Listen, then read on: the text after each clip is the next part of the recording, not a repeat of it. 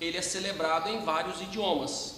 Então, se for um tratado celebrado junto com a Organização das Nações Unidas, esse tratado ele vai ter alguns idiomas que são os idiomas oficiais: o inglês, o francês, o chinês ou mandarim e o russo. E nós temos os idiomas de trabalho, que é o espanhol e o árabe, tá? Então, com essa informação, nós vamos ver que o Estado, quando assina o tratado internacional, ele assina o tratado em determinado idioma, e aquele idioma é que vai ser interpretado para este Estado signatário.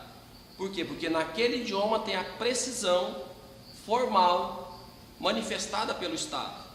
Então, como nós estamos em língua portuguesa, nós sabemos que uma vírgula fora do lugar, ela pode dar uma interpretação diversa daquela que nós queremos dar ao texto.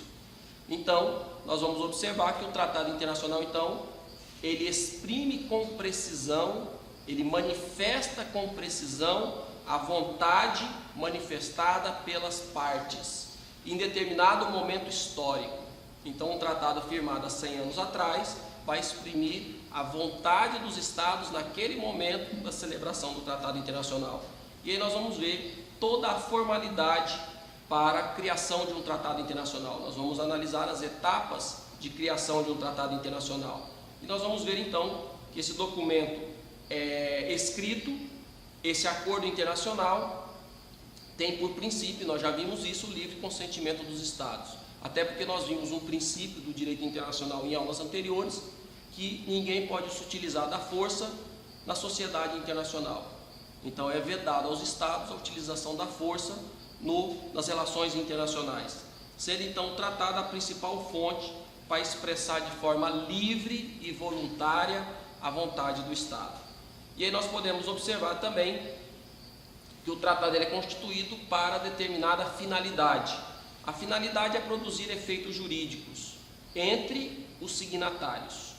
E nós vamos ver que o tratado não produz efeitos com relação a terceiro, salvo raras exceções, que já está previsto na própria Convenção de Viena sobre o Direito dos Tratados, e que reflete a manifestação fundamentada no consentimento das partes. Nesse momento, então, nós sabemos que o tratado, então, é esse ato celebrado por escrito. Então, os tratados são diferentes dos costumes. Por quê? Porque o costume não tem uma forma pré-determinada. Qual é a forma? Escrita.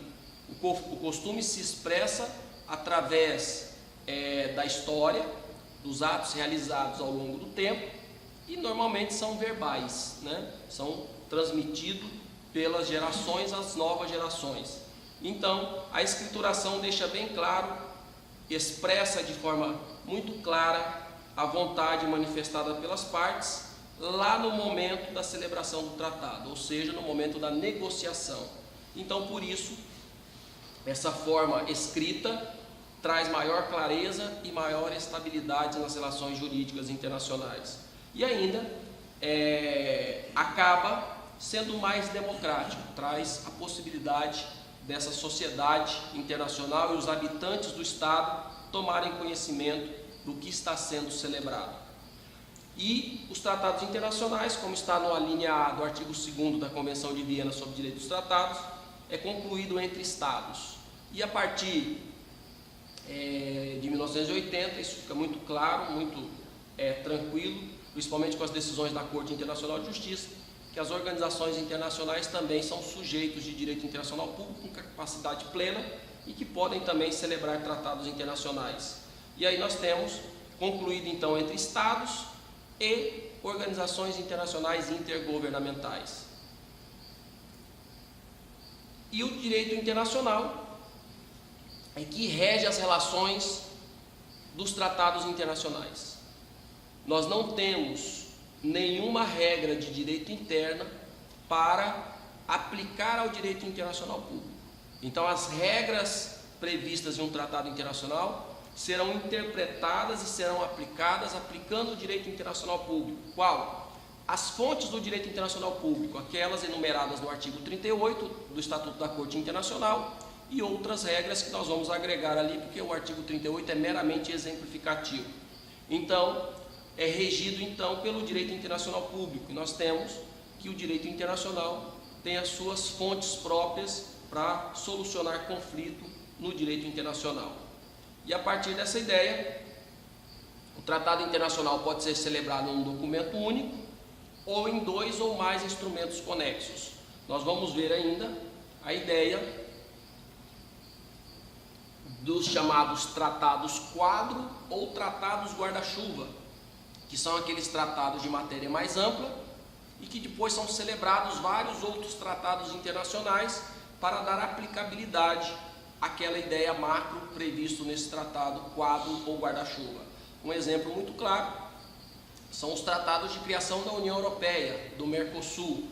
Então se faz um tratado geral e depois são redigidos vários outros tratados entre os estados para dar aplicabilidade àquilo que está previsto nos tratados gerais.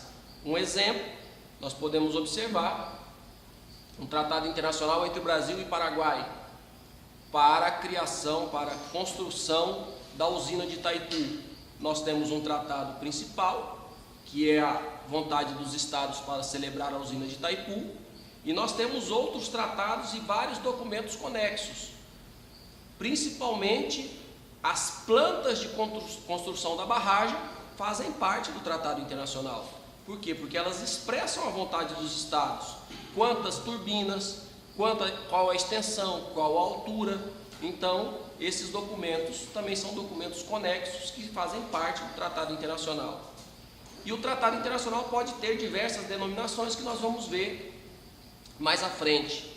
O que importa é que seja um documento escrito, celebrado entre sujeitos de direito internacional público que têm a capacidade plena, regida pelo direito internacional, e a partir daí pode-se dar o nome que quiser, que nós vamos observar que tendo essas características é um tratado internacional. Nós vamos ver mais à frente, numa classificação, um documento chamado de concordata. Concordata é uma espécie de tratado internacional público, no qual um dos sujeitos acaba sendo a Santa Sé.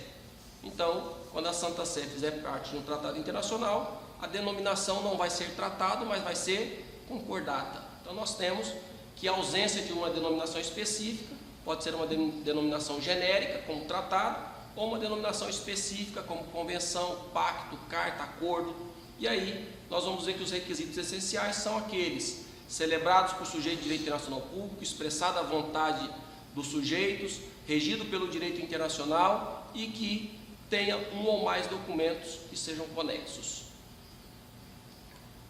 As partes são necessariamente pessoas jurídicas de direito internacional público, como nós já vimos, estados, organizações internacionais intergovernamentais, a Santa Sé, ou ainda nós podemos referenciar aí organizações de caráter geral como a ONU, organizações de caráter específico como a Organização dos Países Produtores de Petróleo, ou regionais como o Mercosul, a União Europeia.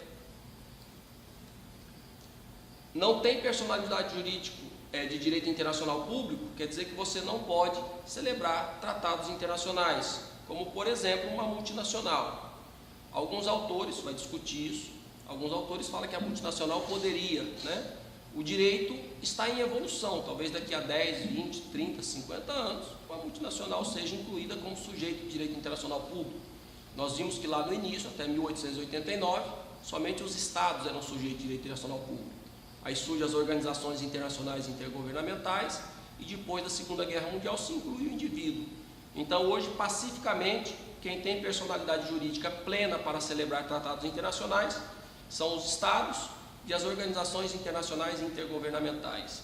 As empresas privadas, sejam elas multinacionais ou não, limitadas, sociedade anônima, não têm essa capacidade para a celebração e muito menos o indivíduo que não tem capacidade plena. Os estados, em algumas situações, carecem de capacidade, quando ele não é o estado soberano, sob o contexto de soberania que nós vamos analisar mais à frente.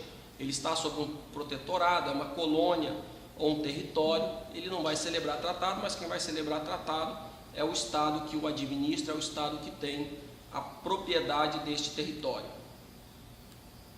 O tratado internacional por si só é um instrumento no qual a gente vai identificar que o seu conteúdo expressa então a vontade manifesta dos seus sujeitos, mas nós podemos ter uma variação muito grande do seu conteúdo, como nós temos em um contrato, nós temos em leis internas dos estados. O tratado tem uma grande variação também nos conteúdos, até pela complexidade de relações que nós temos no direito internacional público moderno. Então, o tratado é um nome já consagrado na literatura, mas podem ser usados outros, principalmente nos tratados multilaterais ou nos tratados bilaterais. Os principais que nós podemos identificar são esses daqui, esses 18, no qual nós temos tratado como espécie, como gênero, convenção, estatuto. Nós temos, por exemplo, referimos agora sobre as fontes do direito internacional público, o Estatuto da Corte Internacional de Justiça, ou seja, é o tratado que cria a Corte Internacional de Justiça. Nós temos convenção, vimos agora, Convenção de Viena sobre Direito dos Tratados, uma declaração. Nós temos várias declarações, algumas não são assinadas pelos estados, outras são, Então nós temos que ver se os estados são signatários. Se não forem signatários, não é um tratado internacional, mas se for a declaração firmada por estados, manifestando a sua vontade, terá a característica de ser uma declaração. Nós temos protocolo, protocolo de Quioto, nós temos exemplos, acordo é um nome comum, pacto, Pacto São José da Costa Rica, carta da ONU, nós temos aí ato, nós temos convênio, nós temos concordata, que são espécies de tratados internacionais, são utilizados de forma corriqueira nas assinaturas de tratados e pela doutrina. E nós podemos ainda identificar os tratados como multilaterais, no qual são celebrados por vários estados, principalmente com a utilização das organizações internacionais intergovernamentais, e nós vamos observar que os tratados internacionais multilaterais, eles trazem maior aplicabilidade, porque envolve um maior número de estados do que um tratado bilateral. E o tratado, ele busca então regular questões futuras, questões que virão, dificilmente questões do passado. E aí nós vamos ver talvez questões do passado, a regulamentação de uma fronteira, mas a grande maioria são questões futuras, como as convenções sobre meio ambiente, como as convenções em matéria de saúde pública, sobre as questões de armamento nuclear, ou criar uma organização internacional. E aí nós temos algo que se assemelha a um tratado internacional, que são os atos de gentileza ou os gentleman agreement, que pode ser definido como um compromisso moral, que não se destina a produzir efeito jurídico, mas estão nas relações entre os estados e trata-se de uma declaração de intenção. Os tratados internacionais, quanto à sua